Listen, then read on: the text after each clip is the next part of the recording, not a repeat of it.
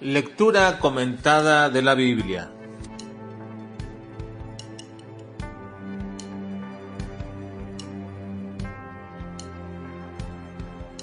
Mateo capítulo 13 al capítulo 15. Las parábolas, misterios escondidos. Los cristianos factibles de todo daño. Religiosos por conveniencia. El uso de las parábolas que Jesús le dio fue más allá de lo que hoy día muchos pretenden entender de ellas. No son meras ilustraciones de verdades espirituales, sino que son revelaciones de los misterios del reino que están escondidos en estas parábolas. Eso fue lo que expresamente dijo nuestro Señor Jesucristo cuando le preguntaron sus discípulos que por qué enseñaba a la gente con parábolas, y en su respuesta Cristo dio una segunda razón de esta enseñanza, que era esconder estos misterios del reino a aquellos cuyo corazón estaba endurecido a la palabra del Señor. Cristo dijo que esto era el cumplimiento de la profecía de Isaías cuando Isaías se mostró dispuesto ante la pregunta de ¿quién irá por nosotros? Y de inmediato Isaías responde diciendo, heme aquí, envíame a mí. Así que el mandato fue que fuera al pueblo de Israel y que endureciera su corazón para que viendo no vieran, ni para que oyendo oyeran, y que su corazón se engrosara. Por supuesto, todo esto lo haría a través de la profecía con la cual el Señor le estaba mandando.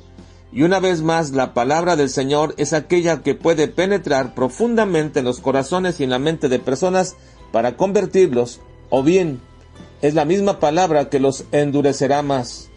Así como el sol derrite la cera, también el sol endurece el barro. El estudio de las parábolas, en la búsqueda de estos misterios del reino, ayudarán a nuestra mente y a nuestro corazón también para aprender a discernir las verdades del reino.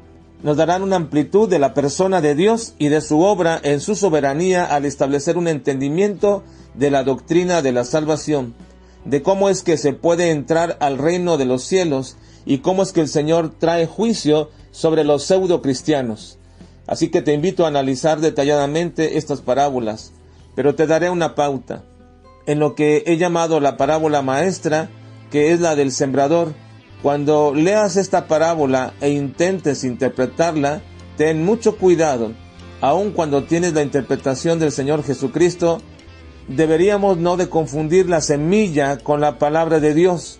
Cristo dice en su interpretación que las semillas son las personas que son sembradas, y luego nos da la pauta más adelante en la parábola del trigo y de la cizaña, cuando explica esta parábola y dice que el que siembra la semilla es el Hijo del Hombre, es decir, él mismo.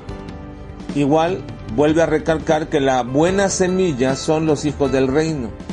Y de ahí en adelante dirá varias parábolas que tienen que ver con semillas. Y a menos que él exprese lo contrario, porque sí lo hará en alguna otra, siempre deberíamos entender que las semillas son las personas que son sembradas en diferentes campos por Dios mismo. La muerte de Juan el Bautista fue definitivamente muy traumática para los discípulos de Juan, pero también entristeció al Señor Jesucristo de tal manera que él se retiró a un lugar apartado y desértico.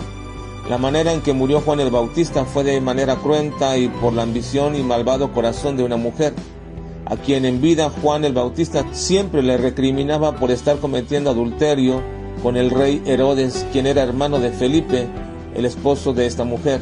Y debido a un acto imprudente donde Herodes le promete a la hija de Herodías, que estaba danzando en su cumpleaños, que le daría todo lo que quisiera, la madre de esta le aconsejó inmediatamente que pidiera la cabeza de Juan el Bautista.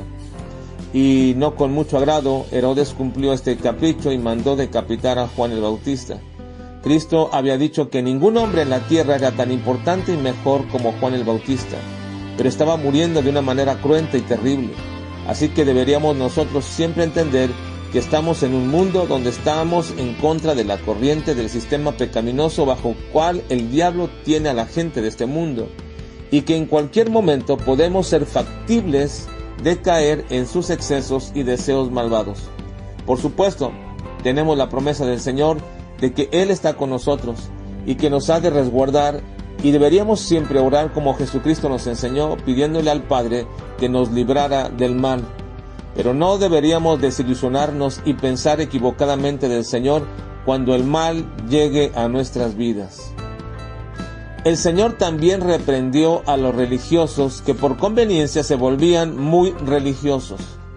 Los fariseos y escribas recriminaban a Cristo porque sus discípulos rompían las tradiciones de los ancianos, y Cristo dice que ellos son quienes rompen con sus tradiciones los mandamientos de Dios, pues no permiten a los hombres cumplir el mandamiento de honrar a su padre y a su madre, porque de inmediato anteponen la ley del Corbán, un voto que hacían para dedicar a Dios todas sus pertenencias, así que no podían utilizarlas para cualquier otra cosa, porque ya estaban dedicadas a Dios, aun cuando no las entregaban.